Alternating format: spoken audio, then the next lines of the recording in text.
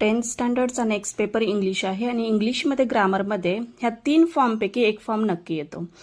Infinitive, gerund form किंवा past participate. इन्फिनिटिव्हमध्ये आपण स्ट्रक्चर काय 2 + V1, जेरंडमध्ये V1 + ING अँड पास्ट पार्टिसिपेटमध्ये V3. आता एक्झाम्पल्स बघूया इन्फिनिटिव्हचं.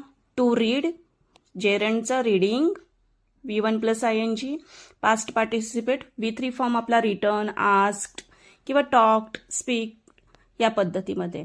आता आपल्याला हा क्वेश्चन आल्यावर आपल्याला अंडरलाईन करायची असते. तर अंडरलाईन करताना आपल्याला क्वेश्चन पूर्ण लिहून त्या क्वेश्चनच्या खाली अंडरलाईन करायचा. हा स्ट्रक्चर झाला आपला. या 3 पैकी एक तरी क्वेश्चन नक्की पडतो 1 मार्क्ससाठी. मराठी मीडियम असू द्या किंवा इंग्लिश मीडियम असू द्या, हे 3 पैकी एक क्वेश्चन नक्की पडतो. आपण आता एक्झाम्पल्स बघूया. इन्फिनिटिव्हचे जेरंड फॉर्म आणि past participate. First at all infinitive बघूया. फर्स्ट आहे आय वॉन्ट टू स्टडी. आपला फॉर्मॅट काय आहे 2 + V1. मग इथे काय येणार I want to study. To study is the answer. Underline the to study.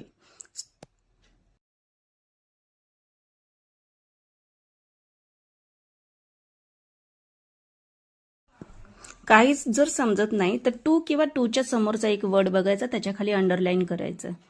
We plan to win the match. आता 2 आणि 2च्या पुढचा एक शब्द to win. It is easy to solve the sum, this sum. तर 2 आणि 2च्या पुढचा एक शब्द टू सॉल्व. एवढं इझी आहे, 1 मार्क्ससाठी हा क्वेश्चन येतो. त्यानंतर underline the gerund form. Gerund फॉर्मचं आपलं स्ट्रक्चर काय सांगतं. आता इन्फिनिटिव्हचं स्ट्रक्चर आहे 2 + V1. 2 + V1. आणि जेरंडचं स्ट्रक्चर काय आहे V1 + ING. V म्हणजे वर्ब, वर्ब + ING आपला तेथे तो फॉर्म असला पाहिजे.